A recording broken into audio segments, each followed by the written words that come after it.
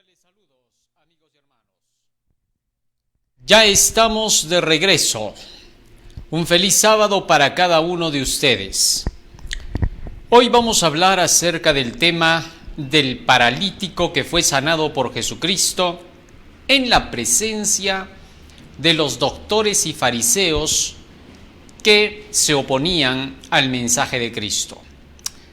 Como en todas las historias de la Biblia y en todas las parábolas que hemos venido estudiando, hay un contexto por el cual Jesús estaba llevando a cabo estos milagros y dando sus enseñanzas tanto en parábolas como en cada una de las cosas que quería dar a comprender con la predicación del Evangelio. En esta ocasión nos vamos a encontrar un escenario en el que se encontraban algunos dirigentes del pueblo, y fue a causa de estos que Jesús realizó este milagro. Para poderlo entender, nos vamos a poner de rodillas y vamos a hacer una oración.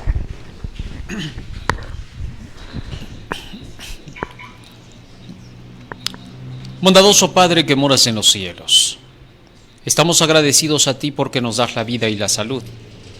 Y te rogamos, Padre Santo, que tu presencia esté con nosotros para poder entender cada una de las palabras que nos das a través de tu santo libro. Y que estas palabras, Señor, puedan quedar grabadas en nuestra mente y corazón y que puedan ser el motor que impulse nuestras acciones para poderte glorificar en cada aspecto de nuestras vidas. Porque te lo rogamos en el nombre de Jesús. Amén. Amén, Señor. Amén.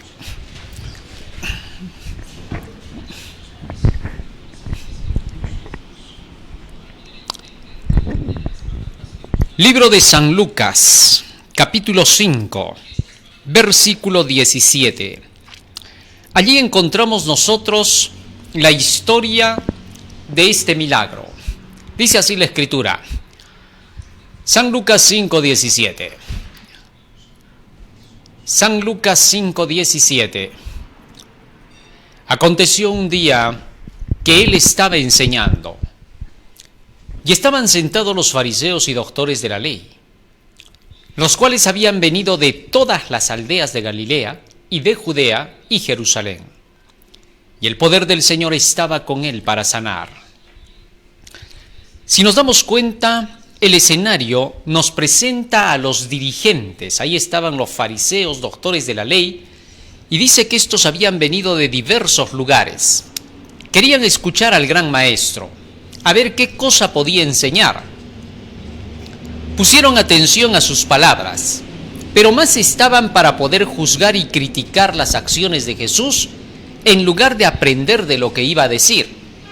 Más estaban para poder ver el mínimo detalle del cual pudieran sacar ventaja, y por eso Jesús presentó este milagro delante de ellos. No olvidemos que todo aquello que sucedía con Jesús estaba designado por la providencia. Por tanto, cada cosa que acontecía, Jesús ya la preveía. Y por esa razón, él sabía muy bien que este paralítico venía en camino. Era su gracia la que estaba trayendo al paralítico. Este paralítico había escuchado acerca de Jesucristo. Sus amigos constantemente le hablaban acerca de él, y fueron estos los que le llevaron ante su presencia. Y nos dice el relato bíblico lo siguiente, versículo 18. Y sucedió que unos hombres que traían en su lecho a un hombre que estaba paralítico, procuraban llevarle adentro y ponerle delante de él. Estos eran sus amigos que lo estaban trayendo. El paralítico no podía venir solo. La parálisis que este hombre tenía, según lo que vemos en el relato, la imagen nos presenta a un hombre que no podía caminar. Fue traído en una camilla. No vemos que el hombre haya articulado palabras. Por tanto, se nota que era una parálisis general en el hombre. Así que entonces sus amigos intentaban meter a este hombre por en medio de todo el gentío. Pero era imposible. Aquí la relación para su curación debía de ser personal con Jesucristo. mientras estaba toda la multitud, le era un impedimento para que este hombre pudiera llegar a recibir la bendición que necesitaba. Y sus amigos buscaron la forma de que llegara cara a cara con Jesús. Hay ocasiones en que el Evangelio tiene que llegar directamente a un individuo para poder sacarlo de su parálisis espiritual en este caso. Recordemos que cada milagro, aunque fue hecho físicamente, tenía un significado espiritual. Tal es así que entonces los hombres buscaron la manera de hacerlo llegar hasta la presencia de Jesús. Versículo 19. Pero no hallando cómo hacerlo a causa de la multitud, subieron encima de la casa y por el tejado le bajaron con el lecho, poniéndole en medio delante de Jesús. Esto sí fue siniestro. Tuvieron que abrir el techo. Estaba Jesús entonces en la casa de Pedro. No sabemos si Pedro se habrá quejado por eso, pero el hecho es que se abrió la parte del tejado, se levantó y a través de este introdujeron al paralítico. Y lo pusieron justo delante de Jesús, calcularon el lugar donde Jesús estaba. Y entonces lo bajaron delante de él para que Jesús pudiera verlo. Esto nos indica que es necesario que para ayudar a una persona en una situación como esta, el médico tiene que estar frente a la persona para poder ver el caso, diagnosticarlo y poder de esa manera darle la ayuda que necesita. Así que cuando pusieron al paralítico delante de Jesús, Jesús pudo inmediatamente auscultar a este enfermo. Y ahora, estando todos estos dirigentes presentes, estaban atentos a lo que Jesús haría. ¿Y qué pasó? Sigue diciendo el verso 20. Al ver la fe de ellos, le dijo: hombre, tus pecados te son perdonados. Jesús vio la fe de sus amigos, de los que lo habían traído, que creían verdaderamente en él y que al traer a este hombre le habían inducido a que él también tuviera fe en Jesucristo. Así que entonces, ¿qué pasó? Hombre, tus pecados te son perdonados, dijo Jesús. Entonces los escribas y los fariseos comenzaron a cavilar diciendo: ¿quién es este que habla blasfemias? ¿Quién puede perdonar pecados sino solo Dios? Para que Jesús le haya dicho al paralítico: tus pecados te son perdonados, obviamente que estaba demostrando Jesús que era su pecado de este hombre el que lo había llevado a esta enfermedad. Y por eso el primer paso que Jesús dio al auscultar a este enfermo fue decirle: tus pecados te son perdonados. Comenzó ya a curar a este hombre, a darle la paz y la tranquilidad que necesitaba. No se puede ayudar a una persona que está enferma si primero no le damos tranquilidad, si primero no le damos esperanza. ¿Te imaginas que un enfermo llegue ante tu presencia y que luego de auscultarlo le digas de frente: bueno, sabes que te vas a morir, ya no hay esperanza para ti? Entonces te estás convirtiendo en un agente de muerte, ya no eres un agente de salvación. Con tan solo decirle eso al paciente ya le quitaste toda la esperanza.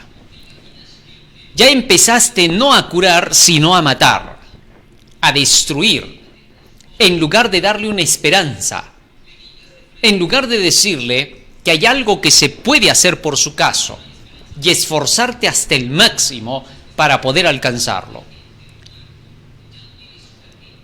Cuando se tiene que sanar a una persona, se ha de poner todo esfuerzo. No se ha de perder la esperanza hasta el último momento. La esperanza no puede perderse con facilidad. Por tanto, se ha de luchar creyendo que todo es posible, poniendo en las manos del Señor. Por eso un verdadero médico tiene que ser un creyente de Dios. Un médico que no cree en Dios es un médico peligroso. ¿Por qué? No tiene nada para dar de esperanza al paciente. ¿Qué cosa le va a decir? ¿Sabes qué? Mira, científicamente ya tu caso es un imposible porque todos los esfuerzos ya hemos visto, pues ya es por gusto. No llores, no grites, te vas a morir igual, porque ya conocemos por la ciencia. En cambio, el médico verdadero va a decirle, mira, hay casos difíciles, tu caso puede ser difícil, pero vamos a confiar en Dios. Que se haga su voluntad, esperemos en Él. Tú, en este momento, busca a Dios en tu corazón y deja que nosotros hagamos lo que Dios permita que realicemos. Cuando se le da esa esperanza al paciente, por más que esté en el peor estado, va a despertar en él el deseo de luchar para tener que sanarse. Y sabes que cuando el cuerpo reacciona a querer luchar por sobrevivir, ya es una gran ayuda que recibe el médico, porque entonces el paciente va a poner todo de su parte para que se realice la curación en él. Pero si tal no es la esperanza que tiene el paciente, él perderá toda su fuerza. Sus propias defensas decaerán. Cientos de personas a quienes se las ha desahuciado, más se han muerto, no por el hecho de que estuviesen enfermas, sino por haberlas desahuciado de una manera cruel. A la que muchos dicen, es que se le tiene que decir. Es que se tiene que decir las cosas bien dichas, como Jesús enseñaba. Por eso tenemos al gran médico de médicos. En sus tiempos de Jesucristo, los dirigentes judíos que creían ser lo máximo, la máxima ley, que ellos creían tener en sus manos la medicina, puesto que en tiempos de Moisés se había declarado que era el sacerdote el que determinaba si una persona estaba sana o no. Por eso Jesús decía, ve y presenta tu ofrenda de que has sido sano, de acuerdo con la ley de Moisés. En la ley de Moisés se declaraba que el sacerdote debía de ser un conocedor de la medicina. Todos estos conocían de la medicina, porque ellos tenían que dar el visto bueno o el veredicto final sobre una enfermedad. Como estos tenían el patrimonio, por así decir, de la medicina, veían en Jesucristo que era un médico que no estaba dentro de sus listas ni era parte de su círculo, y querían por eso desprestigiarlo y declarar que su medicina de Cristo no era una medicina real, sino impostora. Por más que veían que la gente caminaba, salía sana, ni eso los convencía. Decían, no está bien. Oye, pero se ha sanado, mire, está caminando. Sí, pero eso debe de ser del diablo. Algo estará pasando para que camine, algo estará pasando para que oiga. No querían aceptarlo por más que veían sus ojos. Ya esta era gente pues totalmente descarrilada, porque no razonaba, su cabeza ya estaba en otras, increíblemente. Y por eso, en lugar siquiera de ver que este paralítico sentía alivio cuando le decían tus pecados te son perdonados, contrario a eso se enfurecían. ¿Quién es este que está hablando blasfemias? Poco les importó el paralítico. Y es que estos, cuando veían un paralítico o un leproso, para ellos esta era la peor gente. Sus pecados los habían llevado hasta eso, y por eso esa gente ya era inservible. Sin embargo, el gran maestro veía que aunque sea que el pecado los hubiera llevado a eso, había la esperanza de que se pudieran restaurar. Pero Jesús iba a mostrar algo más en esto, que la parálisis corporal y física tenía solución, y que la parálisis espiritual podía ser solucionada si ellos aceptaban su parálisis. Estos hombres eran verdaderos paralíticos espirituales. Se creían ser los maestros del pueblo. Sin embargo, eran unos paralíticos completos. no eran capaces de hacer nada en favor del pueblo. La nación judía estaba sumida en el cautiverio. Roma estaba sobre esta nación. Y eso era a causa de la parálisis de los dirigentes del pueblo. Se habían apartado de las leyes de Dios hacía tiempo. Y esto debe de quedarnos en claro. ¿Qué cosa significaba haberse apartado de las leyes de Dios? Fíjate en esto. Toda nación tiene su constitución, tiene sus leyes. Cuando en una nación las leyes son cumplidas desde sus dirigentes, entonces esa nación tiene un amparo de protección. Porque las leyes que se ponen en una nación tienen un doble propósito. ¿Cuál es? La protección de los que dirigen el gobierno y la protección del pueblo. Cuando las leyes se cumplen, entonces el pueblo queda protegido y también los que gobiernan están protegidos. Pero cuando las leyes no se cumplen, inmediatamente se quita la protección. Comienza la dictadura. Comienzan a imponerse reglas no por razonamiento, no por ciencia, sino simplemente por el criterio filosófico del individuo, un criterio errado. Y comienzan a verse disparates en lugar de ver cumplimientos que traigan resultados positivos. Nunca por nunca podemos regirnos por el sentimiento, por el deseo y por el gusto. Eso es imposible. Cuando tú te riges por eso, el otro tiene otro sentimiento, otro gusto y otro deseo. ¿Qué cosa vas a lograr? Vas a lograr una división, anarquía, revolución, porque unos van a pensar una cosa y otros van a pensar otra. En cambio, cuando hay leyes que rigen, mantienen el orden, mantienen la disciplina y la armonía. ¿Comprendiste? Estos dirigentes del tiempo de Jesús habían dejado las leyes de Dios y se habían hecho sus propios manuales y reglamentos y leyes. Y dentro de sus manuales, reglamentos y leyes no había criterio real. No habían bases de la causa al efecto, no habían bases de la siembra y la cosecha, como lo dice Gálatas capítulo 6, versículo 7. No os engañéis, Dios no puede ser burlado. Todo lo que el hombre sembrare, eso también cosechará. Al no seguir estos principios, se quería someter a la gente por el capricho y el deseo de estos dirigentes. Y Jesús encontró que su nación estaba hundida. ¿Por qué? Porque no cumplía las leyes que protegerían a esa nación para que otras naciones no la dominaran. Pero debido a que los dirigentes de esta nación se habían desviado y habían dejado la ley de Dios, el pueblo se convirtió en otros igual que ellos. Y por eso los romanos tomaron dominio sobre ellos, Dios no los pudo proteger.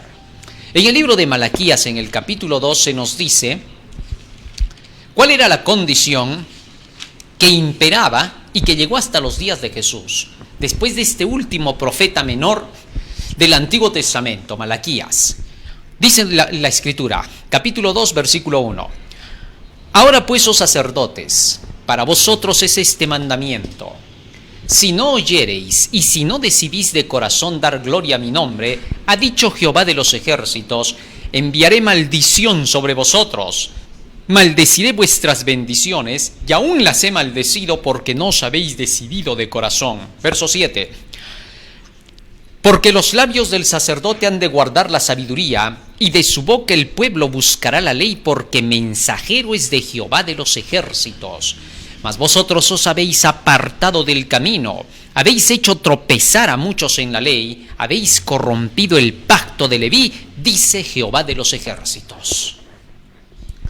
Así que entonces estos dirigentes se habían apartado de la ley de Dios y el pueblo había seguido su mal ejemplo, su mala conducta. Y por esa razón el resultado fue que quedaron desamparados de la protección. Desamparados los dirigentes, desamparado el pueblo. Vienen los invasores y no hay nadie que los proteja.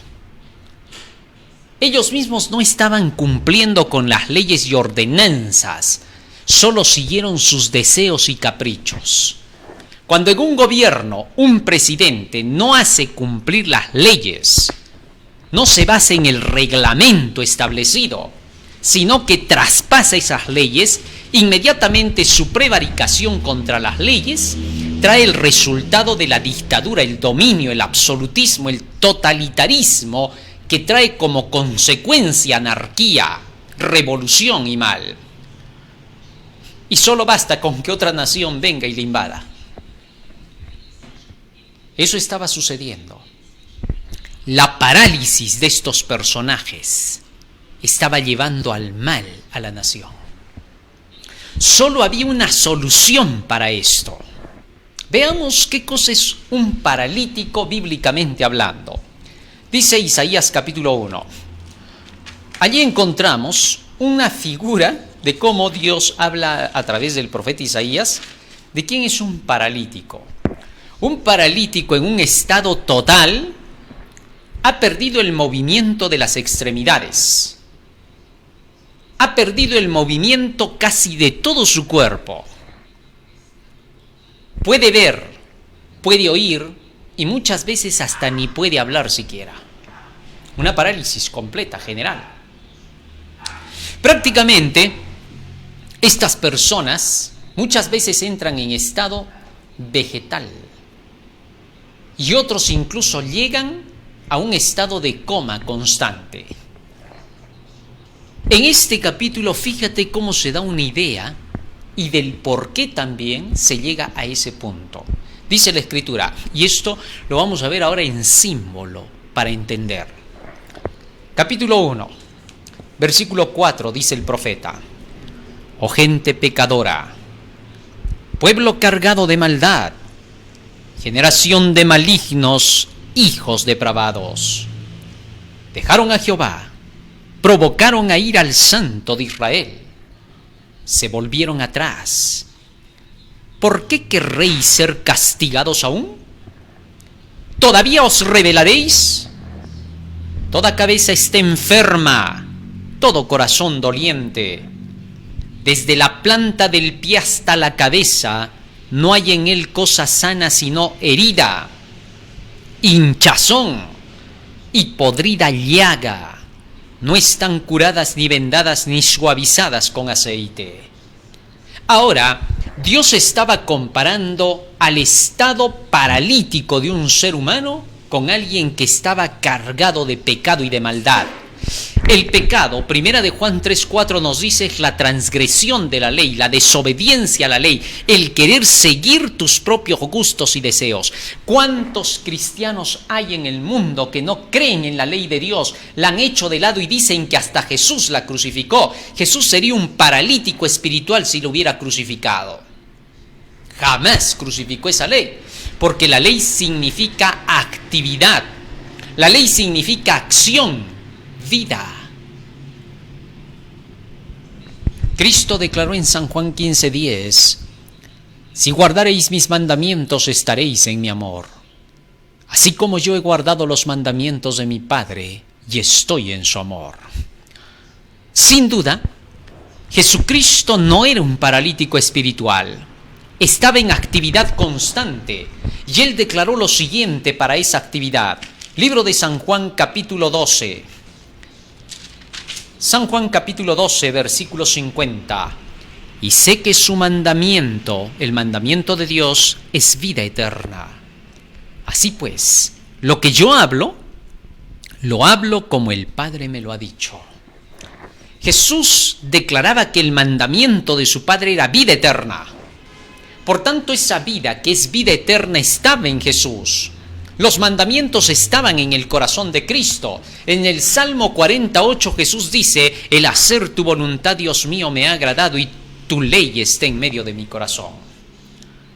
Siendo así, Jesús vivía de la ley, de toda palabra que sale de la boca de su Padre. Y era a raíz de esto que Jesús no era un paralítico espiritual, sino que era una persona sana que llevaba vida, sanidad a las demás. De tal manera que entonces, cuando estos personajes se apartaron de las leyes de Dios, todos ellos eran paralíticos. Y viendo Jesús que estaban todos esos dirigentes en ese día escuchando lo que Jesús enseñaba y decía, y notaba que estos, por más que Jesús estaba declarando las leyes de la palabra del Señor, no creían, no lo aceptaban. Sabían que Jesús estaba en lo correcto, pero su capricho era grande. Ellos querían que se hiciese las obras que ellos enseñaban, no basadas en lo que enseñaba Dios, sino en lo que sus experiencias los habían conducido a hacer. Habían llegado al ancianato. A los 60 años se entraba en el Sanedrín y se llamaba el Sanedrín de los ancianos. Pero todos estos ancianos hacían sus tradiciones de acuerdo con su experiencia. Su trayectoria valía para ellos. A ellos no les importaba si tú mostrabas las escrituras, un escrito acá y otro escrito allá. Simplemente te decían, momentito, tú pues no nos vas a enseñar a nosotros. Tú eres un simple mocoso que no sabe nada. En cambio nosotros somos los ancianos del Sanedrín. Somos gente con experiencia que ya ha vivido, que conoce. Tú no nos vas a enseñar. Eran autosuficientes, pagados de sí mismos, pero no eran inteligentes. Una cosa es ser autosuficiente y otra cosa es ser inteligente. El inteligente recibe la sabiduría, porque la misma inteligencia le hace captar quién es sabio. Y cuando ve la sabiduría, la recibe. Y esa sabiduría se convierte en el motor que impulsa sus acciones. Así que Jesús, como sabía esta condición de ellos y sabía dónde estaba su mal, sabía cuál era la enfermedad de ellos, así como el paralítico que fue puesto delante de él y lo auscultó y supo lo que necesitaba, tus pecados te son perdonados. Así también sabía muy bien a todos esos que estaban delante de él en esa congregación, auscultándolos, que necesitaban algo que los llevara a la actividad. Cuando Adán salió de las manos del Creador, era un muñeco de barro, pero estaba paralizado, no tenía vida. Así que el Dios del universo sopló aliento de vida en la nariz de Adán, y el hombre se convirtió en un ser viviente. Génesis capítulo 2, versículo 7 lo dice así. Y cuando Dios sopló ese aliento, que es su palabra, pues el texto bíblico dice que los cielos y la tierra fueron creados por el aliento de su boca, por la palabra de su boca. Entonces él sabía que lo que necesitaban estos era vivir de toda palabra que sale de la boca de Dios para dejar de ser paralíticos espirituales. Y fue el momento cuando Jesús tuvo que actuar con este paralítico. Regresemos a la historia. Y nos dice allí el relato. Verso 20, Lucas 5:20. Al ver la fe de ellos, le dijo: hombre, tus pecados te son perdonados.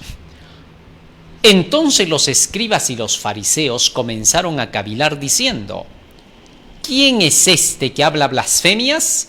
¿Quién puede perdonar pecados sino solo Dios? Ahora Jesús tenía la oportunidad perfecta. ¿Cómo poderles hacer entender a estos personajes que su parálisis espiritual los estaba matando? Era tan grande el amor de Cristo que, a pesar de que estos dirigentes creían que Jesús les había venido a quitar el puesto, seguramente quiere tener aquí el puesto de la cabeza del Sanedrín, seguro quiere ser el sumo sacerdote, seguramente quiere jalarse al pueblo detrás de sí, quiere quitarnos la gente cuando nunca era de ellos. La gente es de Dios. Ahora iban a aprender que Jesucristo tenía todos los grandes deseos de que estos se convirtieran en un poder invencible en toda la tierra. Quería darles aquello que los mundanos le ofrecían y que no podían dar, aquello que Satanás les ofrecía y que no podía dar. Estos se habían unido con las ideas paganas. Estaban buscando poder, como lo tenían los reyes paganos. Querían dominar sobre los demás. Se habían acostumbrado a querer estar siempre como los jueces dominantes. Querían autoridad no para hacer el bien, sino para dominar las masas. Se habían malogrado. Estaban pervertidos. Se habían desviado. Había que ayudarlos. Ahora Jesús encontraba la oportunidad para ilustrar su condición de estos, para ver si en alguna manera podían ser sanados por Él después de estar podridos por completo por dentro. Jesús les había dicho en una ocasión en San Mateo capítulo 23, versículo 25 al 27, sepulcros blancos, que por fuera la verdad se muestran blancos, pero por dentro están llenos de huesos secos. Fariseo ciego, limpia primero lo de adentro, llénate de la limpieza por dentro. ¿Con qué limpiará el joven su camino? Con guardar tu palabra. Salmo 119, 9. Ya vosotros sois limpios por la palabra que os he hablado. San Juan 15, 3. Pero estos no querían. Ellos eran autosuficientes. Creían que sus tradiciones, creían que sus inventos de mandamientos de hombres eran la regla básica para la vida. Pero ahora Jesús les iba a arrancar por completo esa idea y les iba a demostrar que lo que Él tenía para ellos era sumamente superior, que sus enseñanzas valían. Ellos no le estaban dando crédito a la enseñanza, estaban mirando a Jesús de pies a cabeza. Cuando estos entraban a las reuniones de Cristo se creían superiores, entraban altaneros, todos les apestaban, los miraban por debajo del hombro y se quedaban mirando a Jesucristo de pies a cabeza para ver dónde estaba eso que los superaba a ellos. Ellos medían a la gente por su vestimenta, medían a la gente por su presencia fingida, que solo era pura apariencia, que así como los reyes en la Edad Media, para poder esconder su mal olor de lo que no se bañaban por varios días, se echaban los famosos perfumes, y así fue como la perfumería existió con tantas ganas. Así también eran estos. Apestaban de estar de llenos de huesos secos, pero por fuera parecían ser limpios y muy atractivos.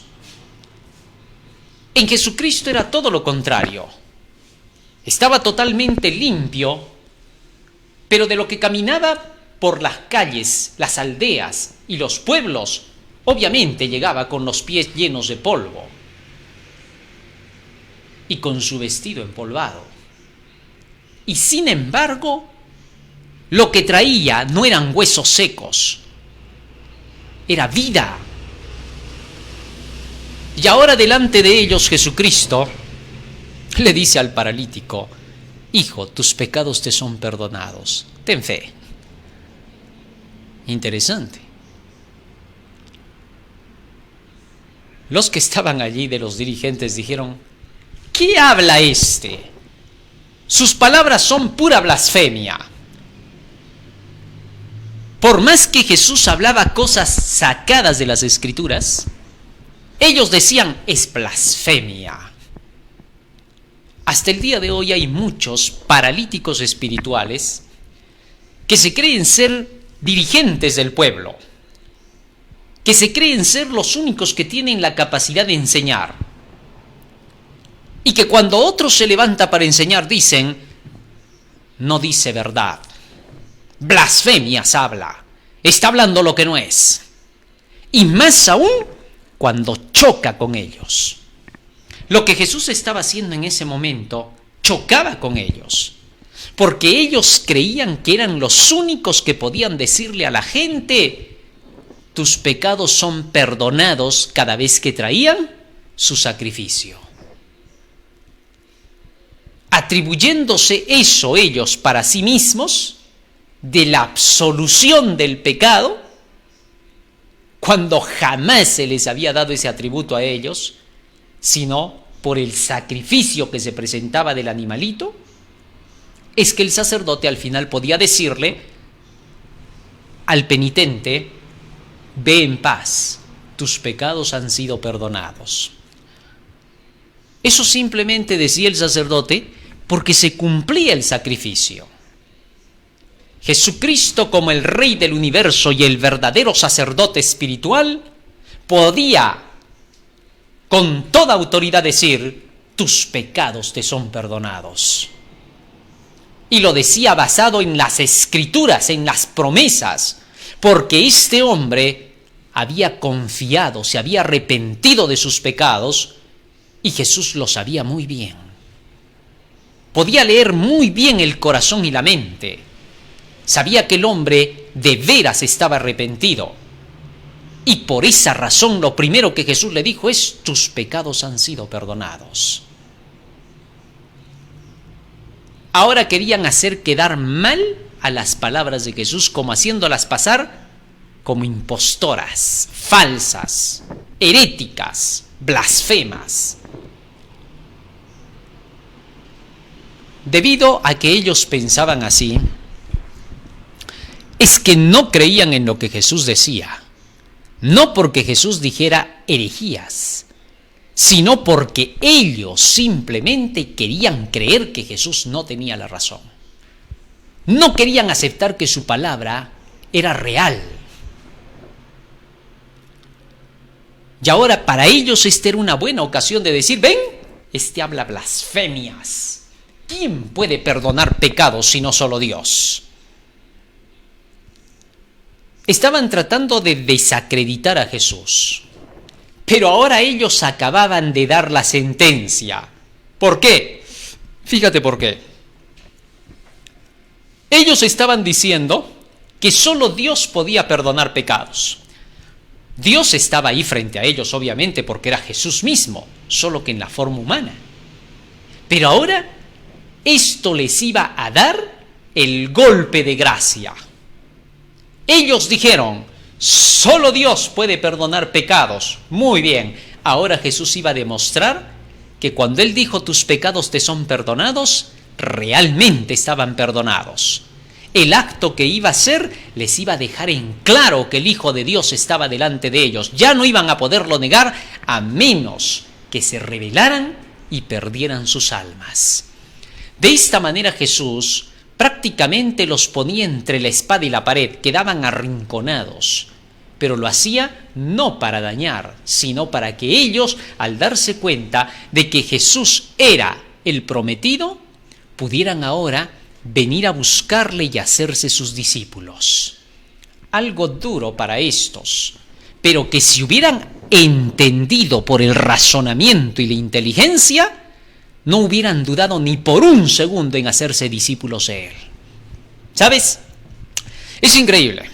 Hoy puedes visitar tú a un presidente, a un rey, a un congresista, a cualquier multimillonario y decirle así: si tuvieras a Jesús delante de ti, ¿te postrarías ante Él? ¡Claro! La respuesta va a ser casi sin pensar: sí, es Dios. Pero si hubieran estado hace 2000 años y lo hubieran visto a Jesús en persona, tal como Él era y no como ellos se lo imaginan, nunca lo hubieran hecho. Ahora dicen que lo harían porque ahora, por simplemente tradición, dicen: es que es el Hijo de Dios. Es que nos han dicho tanto acerca de Él, y ellos se imaginan un Jesús humilde de acuerdo con su imaginación mental. Pero si lo vieran al verdadero, no tendría ningún parecido con su imaginación mental. Y lo rechazarían. Por eso Jesús quería que ahora, si lo iban a seguir, si iban a hacerse sus discípulos, que sea por inteligencia. Que vean que era alguien que era capaz de poderles enseñar y por esa razón decir, quiero ser su discípulo porque quiero aprender de él. Eso quería Jesús. Pero estos cuando vinieron querían conocer al personaje, a ver qué tenía de especial físicamente hablando. Y al no ver a un multimillonario delante de ellos, arrogante más que ellos, comenzaban a dudar de lo que Jesús enseñaba. Porque esta gente creía que la arrogancia hacía la personalidad. Si veían a un tipo que venía todo atrevido, que los miraba por debajo y los humillaba con tan solo ponerse delante de ellos por su presencia, ellos recién se agachaban y decían, maestro. Es que estos no buscaban la verdad por inteligencia, solamente por conveniencia, que no servía para nada. Pero ahora Jesús, revestido con la forma humana humilde, les iba a mostrar que la verdadera sabiduría y la inteligencia se miden solo por ellas mismas, por propia sabiduría e inteligencia, y que si lo iban a aceptar como su maestro, que lo hicieran no por lo exterior, sino por la inteligencia que traía, por las enseñanzas que harían de ellos algo más grande que su apariencia que ellos tenían, que era simplemente fingida. Su comportamiento de estos dirigentes solo era protocolar, pero no era sincero, no salía de la sabiduría, no se comportaban como lo hacían porque sean inteligentes. Todo era protocolar para demostrar que eran superiores y someter y humillar a los que estaban delante. Simplemente eso. Era lo que normalmente hace un gato con un ratón, así de inservible. Ahora que Jesús quería elevarlos, quería que fuesen reyes y sacerdotes, realmente desde el interior, para que sean seguros y no que estén todos los días maldiciendo a los romanos. Algo sabio se tenía que hacer. Así que entonces Jesús, cuando dijo tus pecados te son perdonados, despertó en ellos el interés. Ahora, por así decirlo, se estaba provocando a celo, a que pudieran por razonamiento recibir lo que vendría después. Sin duda Jesús era un ser totalmente sabio, inteligente. No hacía las cosas por hacer, las hacía razonando en el resultado que se iba a dar.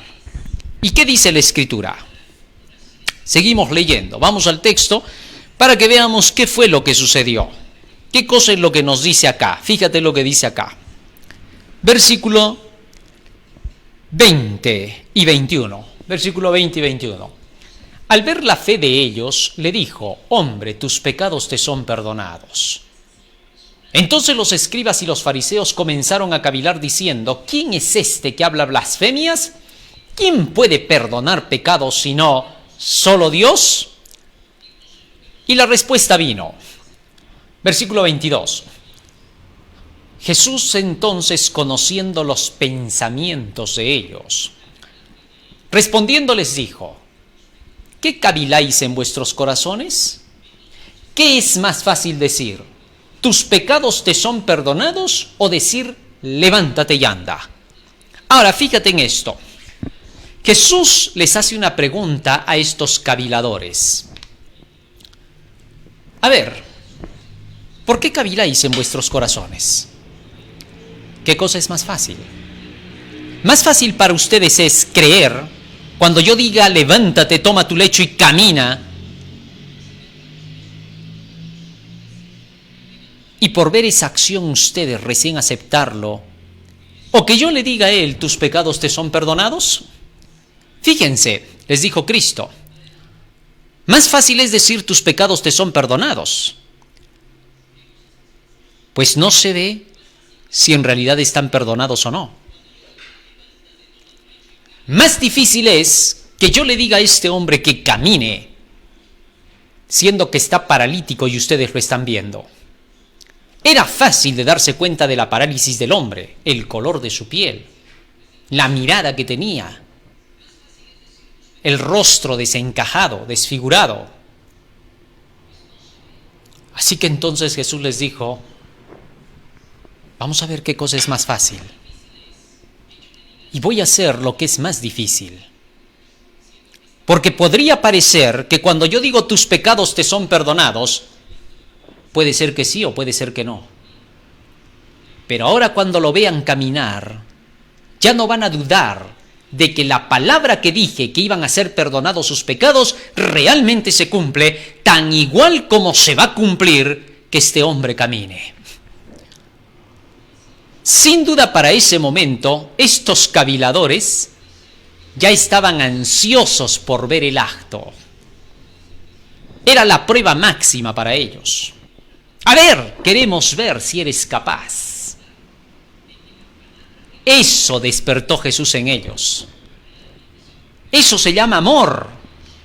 Les estaba dando una oportunidad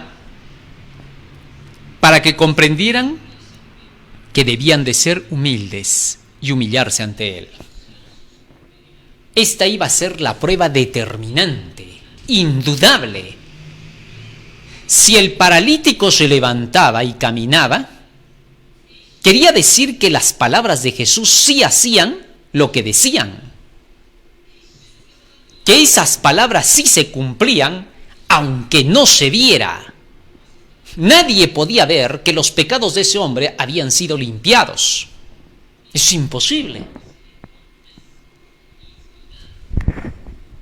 Porque la limpieza se hace allá en el cielo, en los libros. Pero el acto del perdón se hace acá en la tierra, legalmente. Cuando Cristo le dijo, tus pecados te son perdonados, no lo dijo en el cielo, lo dijo en la tierra, junto al hombre. Porque es aquí en la tierra donde tú lees la Biblia y la Biblia te dice, tus pecados te son perdonados. La Biblia es la que te dice, si confiesas tus pecados, Él es fiel y justo para perdonarte. Esa transacción se hace acá contigo. Tú la aceptas, la lees, la crees, porque la fe es por el oír de la palabra de Dios y eres perdonado. No porque lo sientas, no porque alguien por ahí te quiera convencer, no porque lo veas, sino porque está prometido, porque la Escritura lo dice. Tus pecados te son perdonados. Es por la palabra de Jesús que somos perdonados. Y para que se note que sí podemos ser perdonados por la promesa de esta palabra, por eso Jesús hizo el otro acto, la demostración de la acción, de que esa palabra sí se cumple, aunque no lo veas y aunque no lo sientas. ¿Y entonces qué pasó? Nos sigue diciendo el relato bíblico. Vamos al texto. Jesús entonces, conociendo los pensamientos de ellos, respondiendo les dijo, ¿qué caviláis en vuestros corazones? ¿Qué es más fácil decir? ¿Tus pecados te son perdonados? O decir, levántate y anda. Verso 24. Pues para que sepáis que el Hijo del Hombre tiene potestad en la tierra para perdonar pecados, dijo al paralítico, a ti te digo, levántate, toma tu lecho y vete a tu casa. Fíjense en esto, pues para que sepáis, ¿qué cosa? Que el Hijo del Hombre tiene potestad en la tierra para perdonar pecados, para que vean que lo que yo digo, por mi palabra, que sí se puede perdonar los pecados solo porque yo lo digo, le dijo al paralítico, ahora levántate, toma tu lecho y vete a tu casa. Cuando Jesús dijo estas palabras, estaba mostrando el poder que tenían sus palabras al salir de sus labios. La gracia se derramó en tus labios, dice el texto bíblico, Salmo 45:2. El poder de la gracia de Cristo estaba sanando. De gracia recibisteis, dad de gracia, dice San Mateo 10, 5 al 8. Curad enfermos, sanadlos, limpiad leprosos. De gracia recibisteis, dad de gracia. Ahora se estaban cumpliendo sus palabras. Así que cuando Jesús dio esas palabras de gracia, que son las que están en este libro, son el regalo de Dios. El regalo de Dios es: tus pecados te son perdonados. Y esta palabra es el regalo de Dios, es la gracia perdonadora y santificadora. No solo se le perdonaron los pecados al hombre, ahora también se le dio una transformación de vida. De lo que era un paralítico inservible que no podía hacer nada, inmediatamente se puso en acción. Así es, cuando Jesús te perdona tus pecados, inmediatamente empieza la nueva actividad de vida en ti, la nueva vida.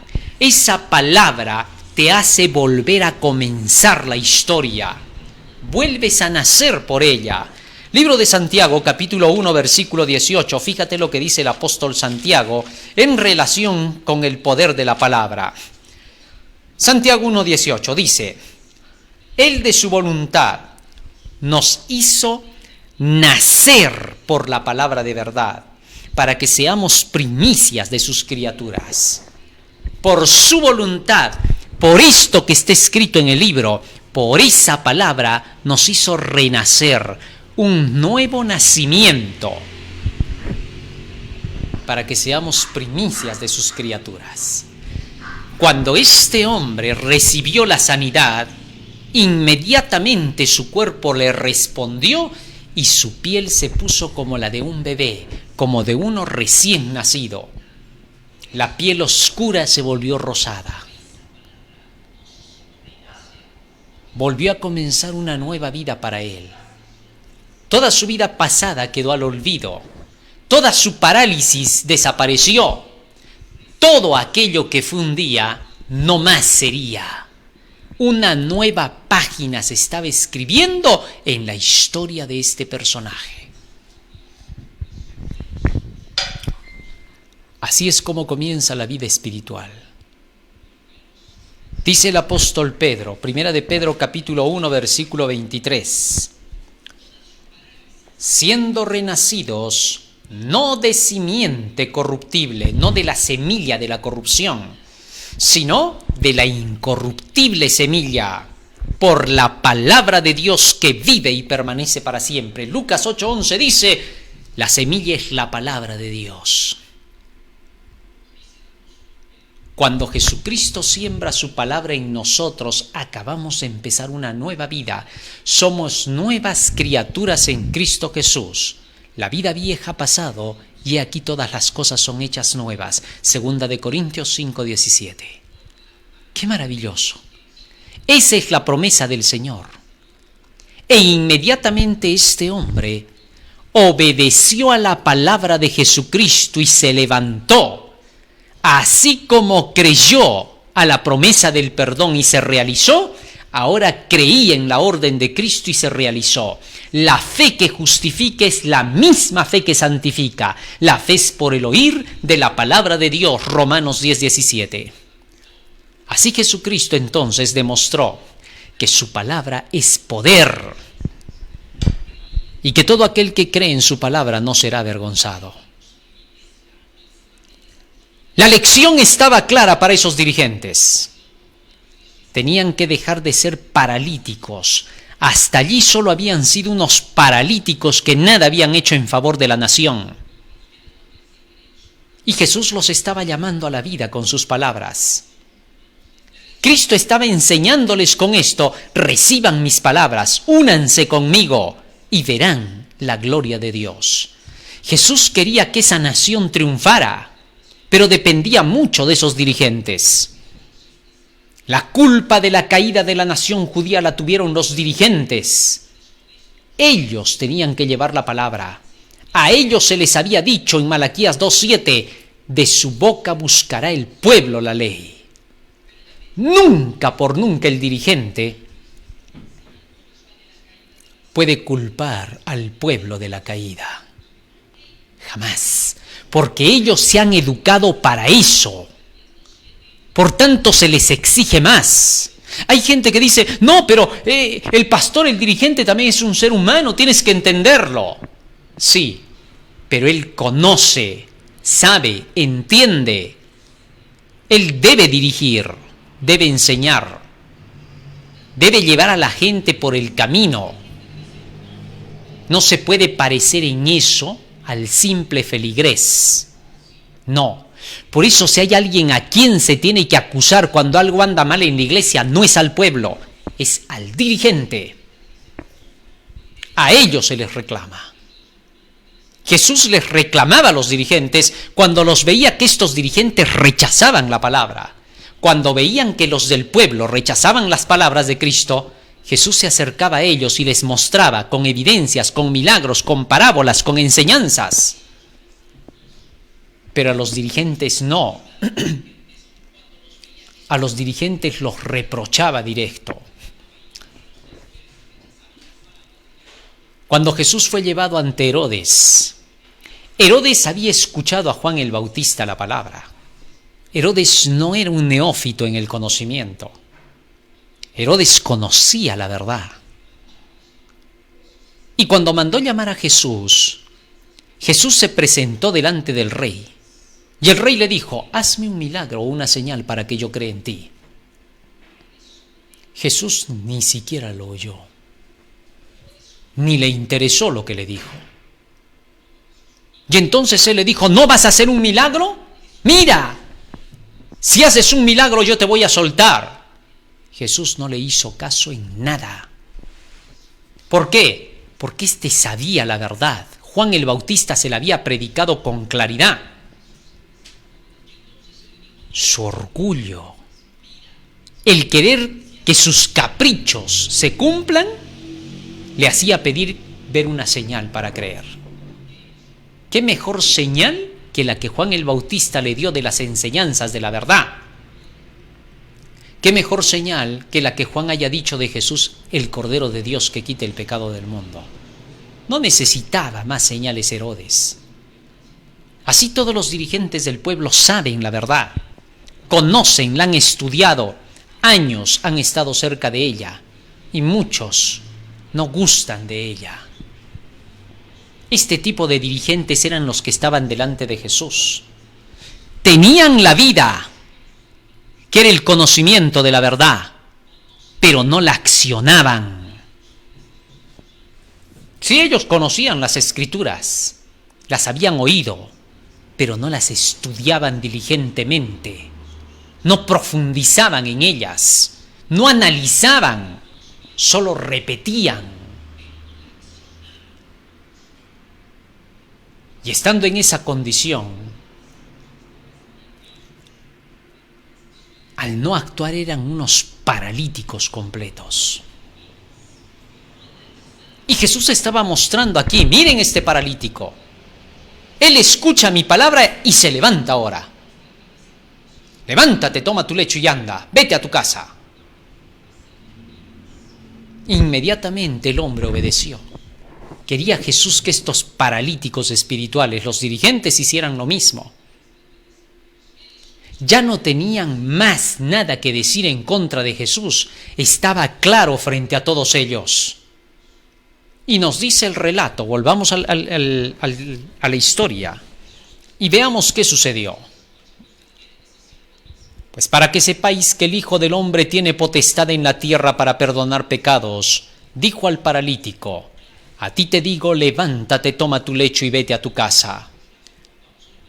Al instante, levantándose en presencia de ellos, fíjate lo que dice aquí el texto, hace hincapié, levantándose en presencia de ellos, como para darles el ejemplo, ejemplificándoles, como a decirles, miren, necios, no pueden creer en un escrito está, ¿qué más prueba quieren?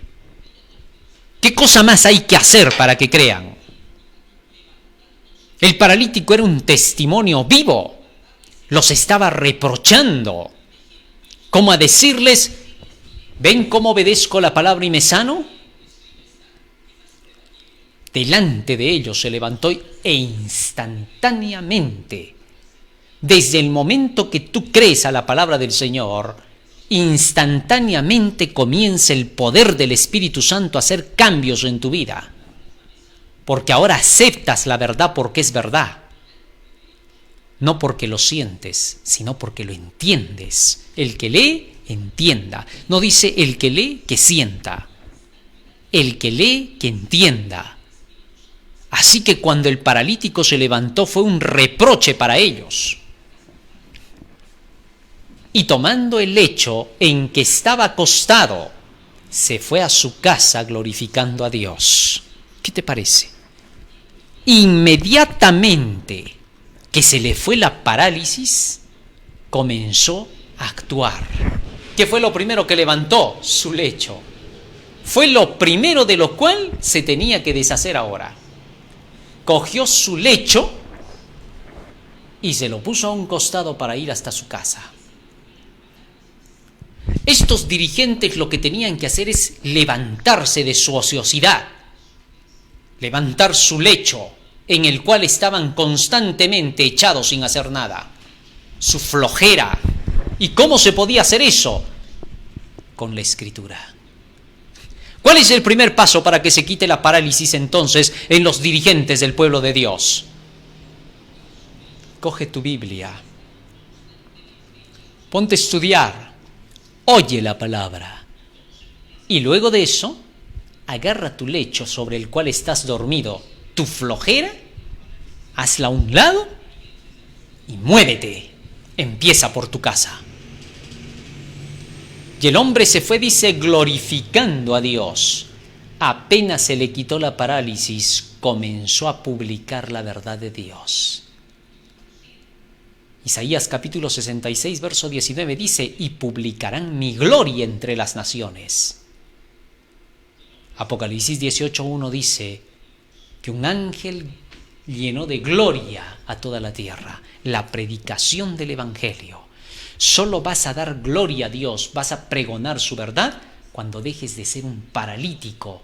Y eso solo va a pasar cuando te llenes de la palabra. En lugar de decir, ¿para qué tanto conocimiento? Deja de ser paralítico ya. ¿Para qué tanto conocimiento? Deja tu flojera, deja tu ociosidad y conviértete en alguien poderoso. Levanta tu lecho y vete a tu casa. Esa es la orden de Jesucristo. E inmediatamente la orden se cumplió. La lección para estos dirigentes estaba sumamente clara. Jesús había llegado a demostrar que estos se habían apartado de los mandamientos de Dios y eso los tenía paralíticos en sus tradiciones. No los dejaba avanzar. Cada vez estaban peores. Tanta fue la parálisis que hasta el mismo Jesucristo lo condenaron a la cruz del Calvario. Es increíble. Hoy todos los hijos de Dios deben tomar sus Biblias y verán cómo la parálisis espiritual termina. Cuando estudies por ti mismo, continúa diciendo el relato bíblico. Termina así.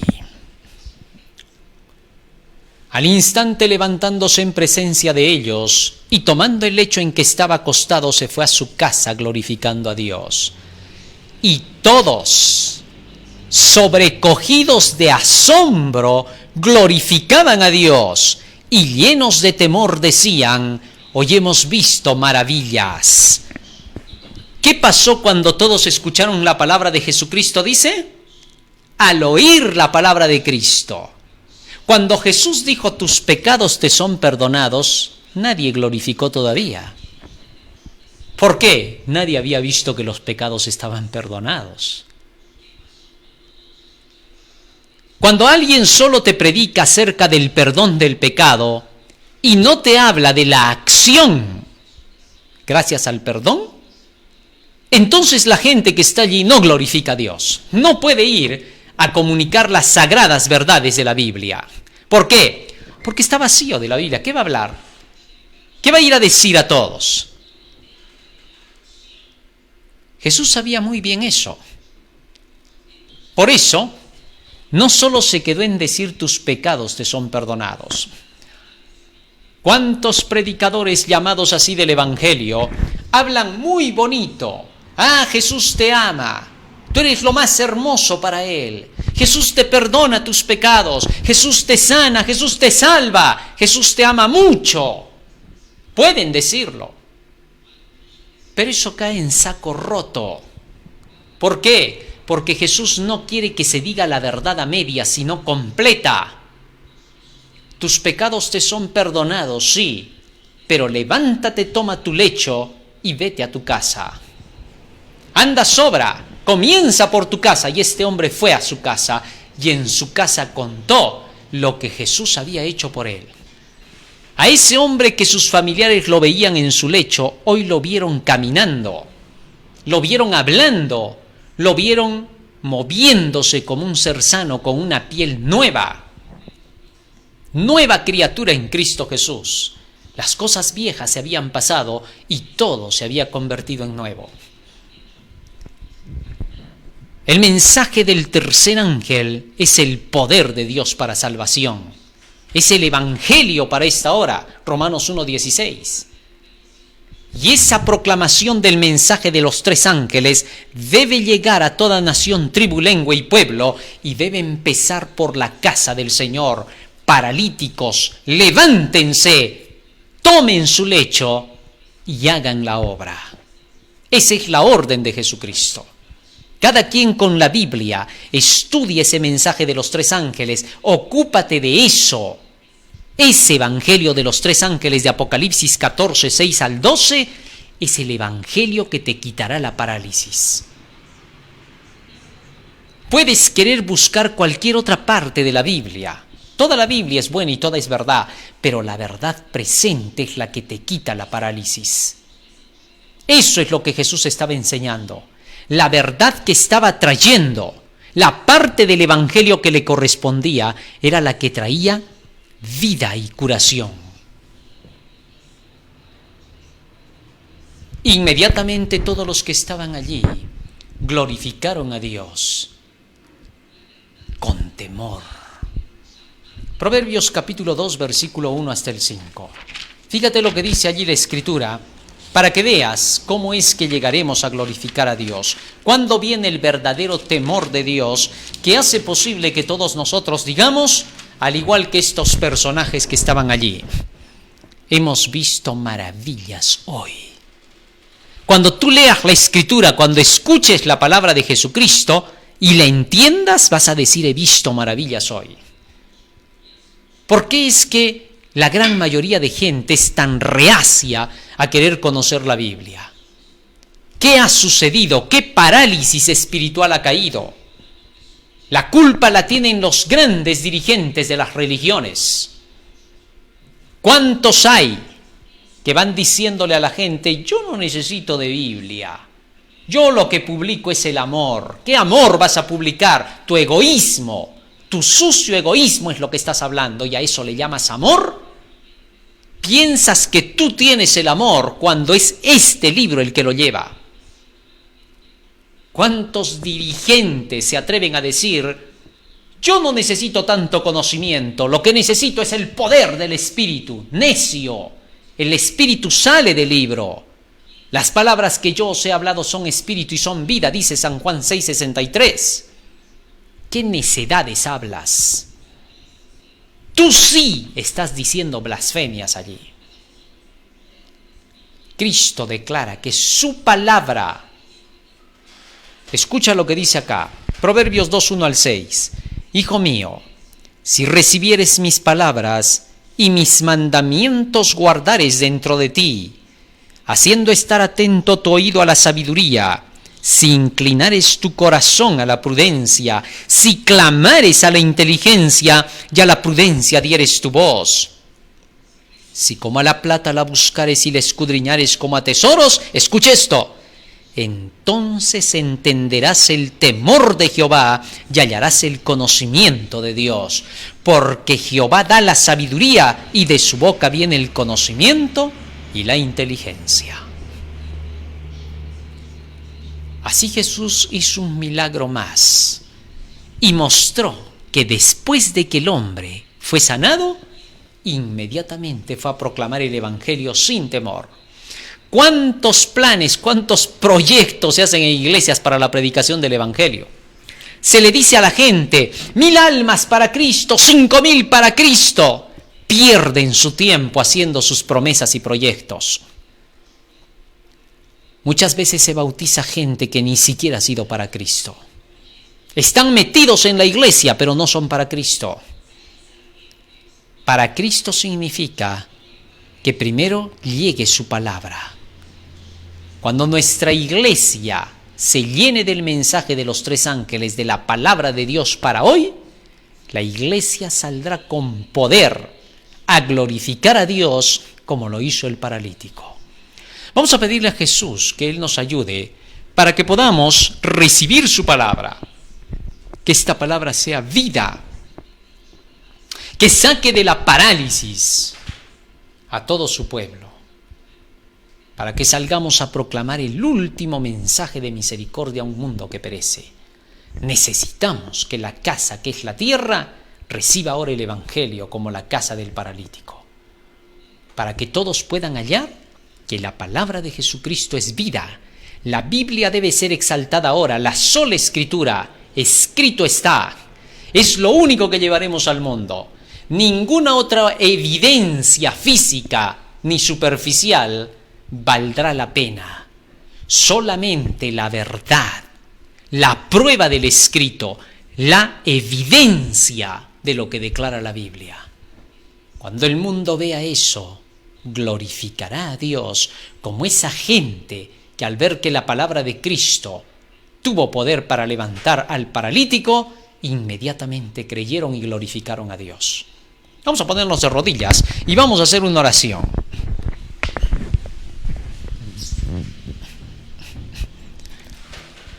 Bondadoso Padre que moras en los cielos, estamos agradecidos a ti por las palabras que nos has brindado, porque ahora, Señor, sabemos que solo tu palabra nos puede dar vida y que puede llevarnos, Señor, a la acción, no solamente perdonándonos nuestros pecados, sino transformando también nuestras almas. Por eso, Padre Santo, en tus manos nos encomendamos, para poderte pedir el perdón de nuestros pecados, y a su vez, Señor, que nos enseñes. Danos vida, tal y conforme lo hiciste hace 2000 años, ahora hazlo también otra vez, Señor, a través de tus santas enseñanzas.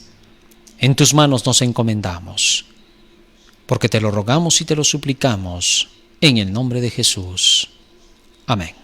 Amén, Señor. Amén. Muy bien, querido hermano, hoy hemos aprendido un milagro más en la vida de Jesucristo. Que Dios quiera que este mensaje pueda quedar grabado en nuestra mente y corazón. Y no te olvides, compártelo. Haz que todos puedan conocerlo, viraliza estos mensajes. Haz que todos puedan pasárselo uno a otro. Estamos en YouTube, estamos en Twitter, estamos en Face. Canal El Último Llamado Divino. Estamos también a través del hashtag del Último Llamado Divino y el departamento de publicaciones del Tercer Ángel del Último Llamado Divino. Estamos a través de la Asociación de Universitarios Adventistas del Último Llamado Divino. Estamos en Radio Líder, 5 de la tarde, con parábolas, milagros y enseñanzas de Jesucristo. Estamos en AM 1240, FM 987. Estamos en YouTube, 9 y 3 de la tarde, Daniel y el Apocalipsis, magazine de buena fuente, Daniel y el Apocalipsis. Dios te bendiga, querido hermano, y un feliz sábado. Amén.